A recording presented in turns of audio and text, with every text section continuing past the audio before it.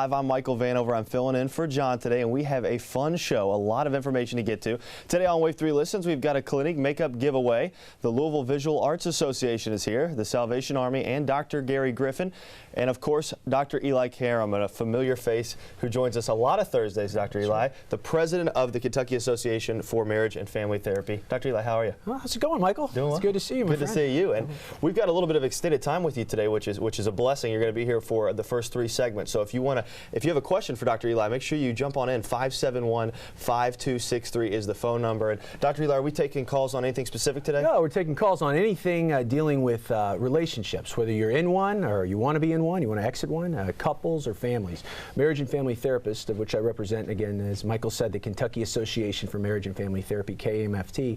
There's about 400 of those in Kentucky. Most of those are centrally located in Wave Country, and they work with people in all their interpersonal context, meaning what's going on at home, work, and they see people not as problems. They see strength and health, even in the relationships in families that are the most kind of constrained or stuck. So we want to take your calls today, as always. We'll provide some useful advice and tips. So please call in or you send us an email. Again, that number 571-5263. We have some emails today that we're going to get to, some people that have some questions for you. And we'll jump right into the first email, Let's Dr. do Eli. it.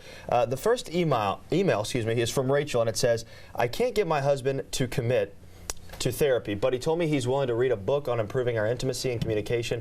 There's so many on the marketplace. How do I know what's good or not? Yeah, that's a really good question. It's, this idea of how do we engage our partner maybe before therapy, this the idea of talking about relationships, or as Rachel says, intimacy. So we can give you a couple of tips. First of all, books that are good obviously are usually, they come into the mainstream, meaning they've been sold a lot. They're usually not self-published, and they resonate with both the man and the woman in the relationship, because generally they have to appeal to both. And as we've said on the show many times, relationships, I've never seen any relationship where one person is 100% of the blame. So it's a mutual kind of shared responsibility. So a good book is going to target both parts of the couple, number one. And number two, it's usually going to be based on some science. We do have a science behind relationships, whether research or data. This pop psychology, people are writing, while it might be catchy, it's usually not as permanent as what we know about the good science behind relationships. So hopefully it has some empirical support. Another thing you should look for in books, many popular couples therapy models, not only are they kind of taken on by your favorite MFT, your favorite therapist, but generally there's also versions of that written for couples at home. And those books are going to have good types of skills, either conversation starters or practical techniques you can practice with your partner. So I always like a book that at the end of the chapter is going to give me something to do or something to talk about with my partner. So you can kind of look for those things. And then if that goes well, as we've said before, it's very hard to work on a relationship with just one person, even though many MFTs see individuals. So you want to, at the end of reading that book with your partner, talk about the possibility of going to see a marriage and family therapist. Because remember, there's no stigma attached to it, and you're probably going to see the changes in your relationship you want quicker if you can get both partners on board. So John, Michael, would you? No. John would probably read one, but Michael, would you read in your relationship, if your significant other asked you, would you read a book to improve the relationship? Yeah, I think I would want to talk about it first. I think eventually, if it got to that point where I thought we needed it, then yes. But I was going to ask you that. I'm sure you've covered this on the show before, but as you said, I'm filling in for John today, and I want to learn some more myself. There's not a stigma attached. You talked about that, but to some people, to maybe Rachel's husband out there, maybe there is some negative connotation for whatever reason. What if he was watching right now, Rachel's husband, not Rachel for a second, what would you tell him on, look, there's nothing wrong with coming to see a therapist. There's nothing wrong with reading the book. Right. Well, I'd tell him that, a lot of times that myth has pervaded because of some of the mental health disciplines, they're not all created equal. So clinical psychology, a great profession, but sees people more, as we say, through deficit or psychopathologized or disorder focused. Now, an MFT would not ignore a diagnosis, but they're going to, as I said, look for strength and health. So, and many men believe, talking about their feelings or showing vulnerability, that makes them weak. But really what we know, again, about the science of relationships and intimate relationships, Michael, when you show that and you can talk to your partner about the things you're not that confident in, and you can, and your partner can understand those vulnerabilities and not trample on them, actually brings couples closer. So I would tell Rachel's husband to take a chance. And again, when you ever talk to a therapist, it's completely confidential. You know, unless it has to do to harm to yourself or harm to somebody else, when you talk to a therapist, it stays in the room. So many people worry about people getting out or knowing about it, but that never happens. Definitely a lot of privacy. If you have a question for Dr. Eli, again, that phone number, 571-5263. We'd like to hear from you guys out there, so make sure you jump on in with us. Now, you talk about the privacy, and you talked about Rachel's husband there for a second. Tell me when is a good time. I mean, if things in the relationship feel like they're going well, should you read a book? Should you maybe think about talking to a therapist to stay in front of the 8 ball? Or when is too late? You know, just walk me through that process. Yeah, another great question. So what you want to do is you can think of a marriage and family therapy or couple and family therapy as sometimes prevention is the best form of intervention. So Michael talks about, do you wait till you have a problem? Well, many people do, but you don't have to. In fact, premarital counseling, many people get it through their religious organization or whatever, but many MFTs, independent of, again, any kind of religious affiliation, offer premarital work. And what that does, it gives you kind of a roadmap for these predictable obstacles that every couple is going to face in the family life cycle. What do I mean by that? I mean starting a family, navigating in-laws, what happens when that first baby comes, adjustments. So it gives you a roadmap going into the relationship. And then many people, Michael, use a marriage and family therapist like in doses, like the family doctor model. So you come in, you have an initial issue, maybe a problem in your relationship or with your teenager, and then you develop a good relationship with that therapist, and then you come back for like a checkup every 6 months, every year. So many marriage and family therapists in Wave Country have long-term relationships with individuals and families. And again, no stigma there. Much like you'd go and see a physician for a yearly checkup, you go and see your marriage and family therapist for kind of a family relationship checkup. And I think a lot of people don't realize that. A lot of people, when they think therapy, they think, oh, we have to go once a week. We have to go, you know, twice a week, every other week, whatever, but that's not necessarily the case. No, and you can never say, well, you know, some people, another question is, how many sessions do I need? Well, you can never, every case is different. So, you know, people go for doses, and it doesn't have to be every week. Some people space out their meetings. Some people have really concentrated brief therapy, and marriage and family therapy is designed, if the problem can be resolved fairly quickly, to be brief by nature. But it can also be, again, as I said, ongoing and bring more breadth and depth to the family into the relationship. You know, one of the things I hear a lot out there, and I think I'm sure you see it all the time, is once you have children, people say that, you know, your focus on one another really is kind of put on the back burner, as it probably should. I mean, you've got children, you've brought children into the life, but you want to really work on your relationship and keep it fresh and keep things good. What would you tell people that are having that trouble, that are kind of getting wrapped up with their children's lives and they're not taking time for one another? Yeah, it's another good point. The idea that, you know, sometimes you can be, when you have kids, great co-parents, really invest in your kids, even have the same ideas of how you want to raise your kids, but you start neglecting the relationship. And you see a lot of these couples that kind of wake up and their kids get ready to launch, as we've talked about on the show before, and they don't know the partner sitting next to them, and there's no overt conflict, they just have not grown together. So you got to nurture that relationship. This notion of protected time, blocking it out, setting up your date night. I mean, it sounds cliched and simple, but lots of couples in long-term relationships forget doing that. They focus on other things and they don't do it. So you have to be able to do that. All right, well, we have more with Dr. Eli Karam when we come back. Again, that phone number, 571-5263, if you have a question for Dr. Eli. Stay with us. We'll be right back on Wave 3 Listens Live.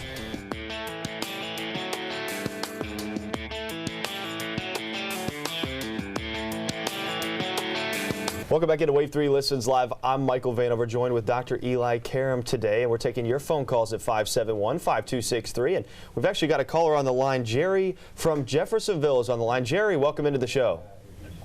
Hi. How you doing, Jerry? Go ahead. Yes. I'm calling about, I had a relationship.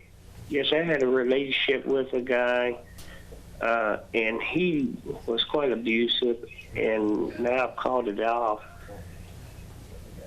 Well, I don't know if he had any feelings for me or anything, but he has choked me and pushed me down, and he has split my head open, and I just really stay in the same building with him. Yeah, let me ask you this. I have problems with him in here, but the property manager. All right, I appreciate you sharing that, Jerry. Jerry, why, if there's abusive relationship, and I'll talk to you about different types of relationship violence in a second, why would you consider going back to it if it was abusive? Well, I just don't know. I care about him, but I just maybe it's just my stupid way I feel about him. But I know he has problems, but I just wish he gets some help for it. All right, well, let me talk to you about that. First of all, it's a very private thing to disclose, so I appreciate you for calling. It's going to resonate with a lot of viewers out there that have a similar struggle. So when we think about relationships, you can't stay in any relationship unless it's safe. And we talk about safety really in three ways. Physical safety is my partner putting their hands on me, physically hurt me. Emotional safety, do they exploit my vulnerabilities and hit below the belt? And kind of commitment safety, do they think they're going to bail every time there's a problem? So this is a physically unsafe relationship. Now, we know in our field majority of domestic issues and violence comes from what we call situational violence, and that's two people, whether it be a same-sex relationship like this or a heterosexual relationship. Situational violence happens when couples can't communicate. They care about each other, but in the heat of the moment, they don't take the time out, they don't de-escalate the right way, and something bad happens. So the good news is we know situational violence is a much better target for couples therapy, in the sense that a marriage and family therapist can teach you de-escalation skills, fair fighting skills, as we've talked about on the show. Now, the other type of violence is what we call intimate terrorism, and those are just bad guys that, and mostly men, very seldom women, that are abusive by nature, controlling, domineering, really have severe kind of mental issues going. And if you're in one of those relationships, you should not attend couples therapy, and you should actually work with a network of friends, family, and supportive mental health professionals like a marriage and family therapist to kind of get help and to put together kind of a safety plan and an exit strategy. So listening to your call, if you're not sure what type of violence that is, I would set up an appointment with a marriage and family therapist, and they will kind of walk you through that, help you kind of process what type of relationship it is and how to best either exit it or try to repair it. Thank you for calling, Jerry. Yeah, we appreciate the phone call, Jerry. We are now, Dr. Eli, going to go to another email. Okay. This one's from Tina. Okay. The email says, my fiance and I both have families that live out of town. I'm much closer to mine than he is to his, but he wants to spend Christmas this year with his family in Ohio. 25 years of age, I've never missed Christmas morning opening presents with my family. This doesn't seem fair to me, but I can't get him to budge. I'll be in Chicago opening presents with my little nieces and nephews. I really don't want to spend Christmas apart from him. Do you have any suggestions? Oh, wow. This is another common one as we're heading to the holiday season. So thank you for that email, Tina. And so you guys are kind of polarized, gridlocked in the sense that you both feel very strongly about how you're going to spend the holidays. And this sounds like it's the last Christmas before you're going to be married, so it's going to become very relevant. So this is a negotiation for any couple. So there's a couple things. First of all, you want a spirit of equity and fairness. So most couples would propose some type of rotating schedule, if not for the specific holidays, some type of way to give both sides equal representation. Another thing to think about in your partner is the meaning behind why they want to spend there. Because usually you can make a connection with your partner and kind of ease some of that gridlock if they feel validated, if they feel like you really understand why they want to be there. So for you, it's pretty simple, and I would kind of encourage you to kind of connect with your fiance on why he wants to be there. But it's going to be an issue that you're going to have to negotiate in marriage, so now is a good time to talk about it. In your relationship, how do you do that? And if you're local, it's easier, but with your significant other, if you don't mind me asking, how do you negotiate big kind of holiday events that both people want? It's tough. I mean, I was going to say, even if you're not doing the distance, you know, you still want to be with your family, but you also want to be with theirs, and you know that they want to be with theirs too, and it's just a constant struggle. But I think what you do is, at least what we do, is we try to work out the times. So talking about Thanksgiving coming up, okay, well, you know, her family is going to do something for dinner. So my family's in the middle of the afternoon, and we've got, you know, 2 sets of grandparents. You know, I mean, it's just a lot to do. But anyway, we just try to come to an agreement, and hoping that the families will work with us. Good, good. And here's another last tip around that. you know, you're going to be in your new relationship. I mean, your families that you grew up in are very important, but the family that you make is so important too. So create your own tradition, and that's another thing couples do. They kind of come together and form their own thing. So you have, especially if you're at a different geographic location than both families, you develop your new tradition and ritual, not as a substitute or replacement, but as something kind of new that promotes the couple identity and the new family that you're starting. So I hope that works out for you this holiday season. Thanks, Tina. Okay. Now off of that, Dr. Eli, you talk about, you know, negotiating with each other, you know, trying to come up with a solution. Is this something that you should do with your significant other, come up with a game plan and then tell the respective families, or is it something that you should go to your in-laws, potential future in-laws, whatever, and kind of try to get some feedback? Is there any way you can move it to, I mean, is it kind of a group negotiation, I guess is what I'm saying, or is it something that you should really settle individually? That's another great question, Michael. It's this idea that, well, first of all, you have to decide how, every couple, when they're getting married, has to decide how much influence, or what is the boundary going to be with their family of origin, their parents, their siblings. So if you're a young person, or not even that young, but you rely a lot on what your siblings or what your parents think, you probably bring them in to that discussion earlier. Now, that if your partner wasn't raised that way, more independent, tighter boundaries, they might get offended by that because they might want to make the decision with you. So every couple's a little different, but I would say, Michael, you got to have a understanding with your partner. First, what you share with your family of origin and what you don't. So you don't want to offend them. So I would have a game plan with your partner first, and then you share it with your family. That doesn't mean your family can't contribute or add suggestions, but I would have a kind of shared game plan with the couple before you go kick it to the parents or the brothers and the sisters. Sure, and I'm at that age now where, you know, Right. I feel like we're going to a wedding every weekend. Right. People are getting married, and I'm seeing a lot of friends that are going through that exact way. They were just raised differently. Right. You know, they care, they love each other, but they come from two different types of family origins. Exactly, and it's another thing marriage and family therapists do is, as we mentioned a lot on the show, it's like, you know, you only have one blueprint. That is the relationship that you grew up in, and we carry a lot of these things kind of subconsciously with us into our current relationships. So if you don't have a really good understanding of why you do what you do or how you got that from your family, your expectations heading into a relationship could be very different. So many young couples, either before they get married or when they first get married, see a marriage and family therapist just to explore these family of origin differences. And it's not one's better or one's worse, there's just different. And if you don't account for those differences, you're going to hit some major roadblocks around holidays, around after you start having children, and how you're going to raise them, what you're going to do with them. So marriage and family therapists, as I said, we're going to work with families at all stages of the life cycle, but especially around how to navigate these boundaries with your family. All right, well, that's really, really good stuff. And if people have questions today, we've got another segment coming up with Dr. Eli. The phone number, if you want to jump on in, is 571-5263. And Dr. Eli, a lot of this great information, if people are finally thinking, you know what, I think a therapist is right, how can people find out more information? Great question.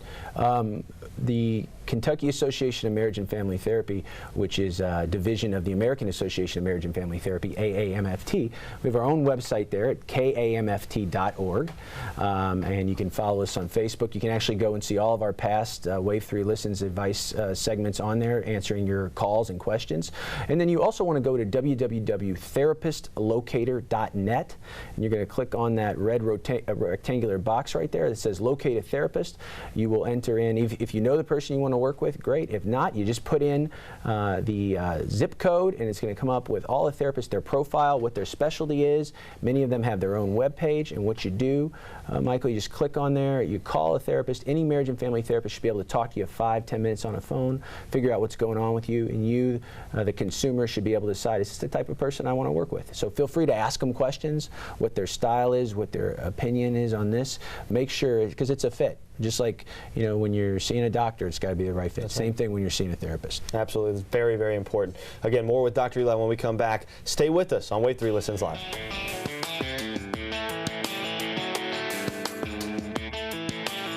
Welcome back into Wave 3 Listens Live. I'm Michael Vanover filling in for John today, and we've had two great segments to start off the show with Dr. Eli Karam, and we get him for a third. So if you have a question for Dr. Eli, jump on in. 571-5263 is the phone number. Any types of questions Dr. Eli is taking today. And speaking of questions, we're going to go to an email that was sent in from a viewer, Clarice.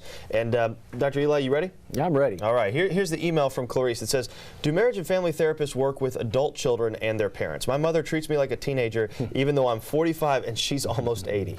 Yeah, good question, Clarice. Well, of course, yeah. Marriage and family therapists are going to work with any age range, configuration of a family. In fact, we have what we call, as I said in the last segment, family of origin work, meaning the family that you grew up in. So many of us are caught in the sandwich generation. We're raising our children, but we're also kind of taking care of our parents. And sometimes it's hard to take care of our parents, especially if our parents have not recognized kind of that we have grown up. So you're 45, but it sounds like your mom is still trying to parent you and control you. So there's a couple ways of working. You can, as I said earlier, you can go and see a marriage and family therapist individually and talk about your relationship problems. And many times it would start out that way, and you might be talking about your relationship with your mom, and then it might become time the marriage and family therapist suggests bringing your mom in to the work, either as a guest to your therapy or as a more of an ongoing part.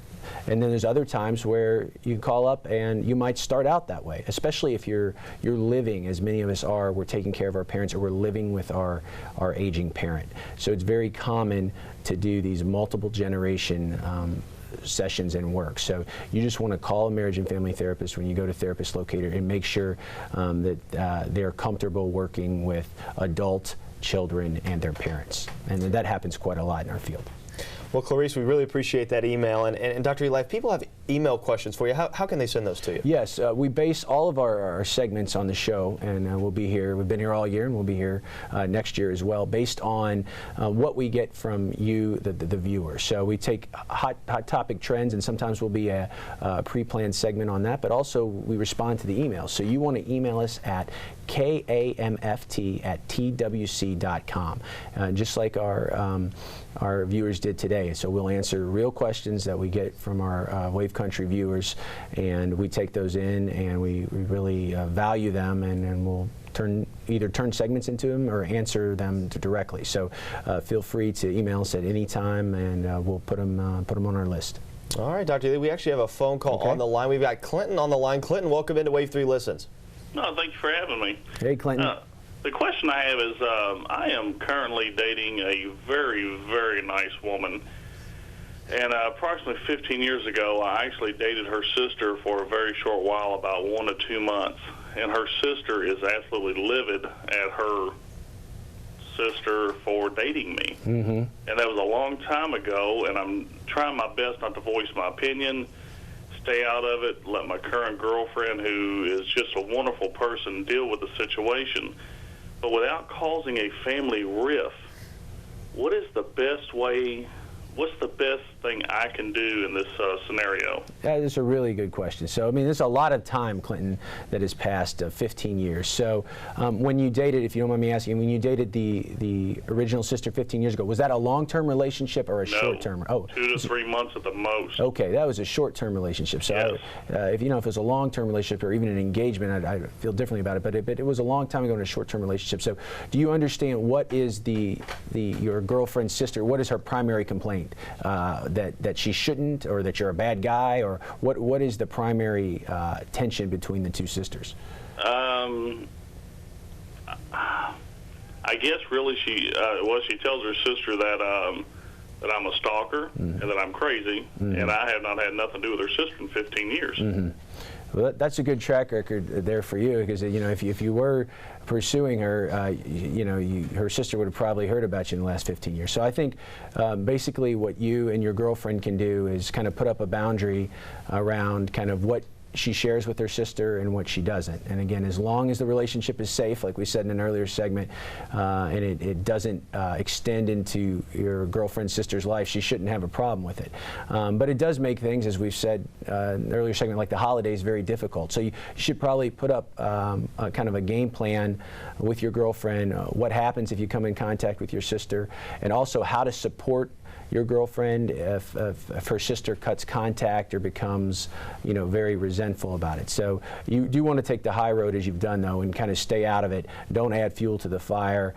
Just because the sister has bashed you, don't go bashing the sister. And you really want to model the kind of stand-up guy that you are and the type of relationship you want to have with your girlfriend. I know that can be certainly tough, but thank you for your call, Clinton. Yeah, thank you very much, Clint. We appreciate the phone call. Dr. Ely, we just have a couple of minutes left. We had a caller that just called in a few minutes ago, didn't feel comfortable coming on air. And I think their question is probably a question that a lot of our viewers have right now. They're trying to figure out, as a married couple, how much to spend on Christmas, not only for one another, but for their family. Apparently, the husband is very thrifty, and they're not coming to an agreement on this. How do they overcome this? And I'm sure, with the holidays coming up, that's a big issue, but this sounds like, maybe in life in general. So how do you overcome those spending questions and issues? Good question. And couples, more than anything else, more than sex, more than household division of chores, they argue about money. So, and it's all based on, again, your value system. Are you a spender or saver? Do you have a high debt tolerance or a low debt tolerance? So if you come from a very different orientation, these kind of talks are very hard. So you should kind of set a budget. And hopefully you've been doing that all along and you know how much you have left in the discretionary fund. Now, if you haven't, you need to be able to kind of show your partner everything you have, they have, what's merged, and then come up with a reasonable amount on gifts. And I think that if it's an ongoing dialogue, a lot of people, they just say, nope, absolutely not, and then they shut down the conversation to start with, which makes your partner, again, defensive and makes them shut down. So you don't want to do that. You want to at least hear them out, and if it's reasonable and it fits in the budget, you want to have a spending budget for the holiday season. And a lot of times, as we say, it's not the expense of the gift, it's the thought that counts. So a lot of couples, they will put more time into the creativity and the specialness, the resonance of the gift versus the actual dollar amount attached to the gift. So that's should be an ongoing dialogue that you have throughout the holiday season. Good question. Well, we appreciate that caller, even though they didn't want to come on. Totally understand. And Dr. Ely, we've had a lot of great information today. If you could give the information of how people could maybe find a therapist and learn more about KAMFT. Again, two places you want to go. You want to go to kamft.org, and you're going to see